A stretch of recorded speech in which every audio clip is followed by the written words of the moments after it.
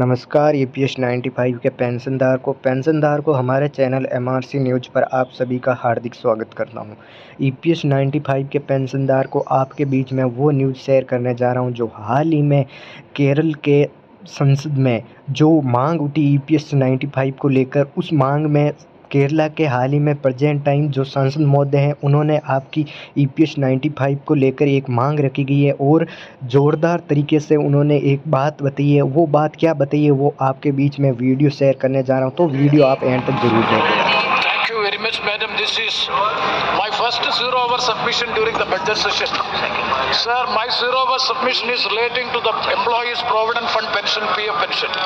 Sir, during the 16th Lok Sabha, I have moved a private member resolution, and the government has appreciated it, and a committee is appointed, and the high empowered committee went into the matter of EPS 95, and it is recommended to increase the minimum pension to a higher level, and the Labour Ministry has also accepted. It is pending before the Finance Ministry.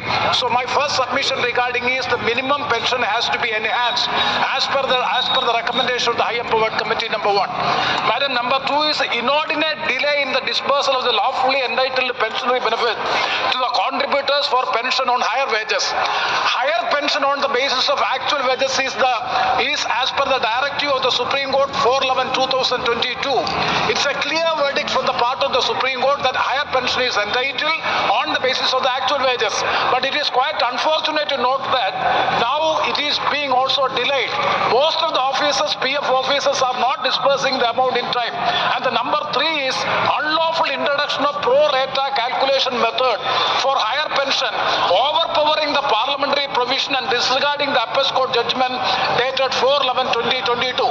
That is, the pensionable service is divided into two, and the wages is also divided into two before 2014 and after 2014, thereby 30 to 35% of the pension will be reduced. It is a gross violation of the Supreme Court judgment as well as the act passed by the Parliament. And therefore, I urge upon the government. And also, one more point, that is non-compliance of the judgment dated 4/11/2002 of the Supreme Court as well as 135/2004 of the High Court of Kerala in respect of the petition among pensioners in the CPSTs in Kerala. In Kerala, they didn't opt under para 11 for the scheme. Because of the court judgments are there, so they didn't. But they are now being denied this higher pension.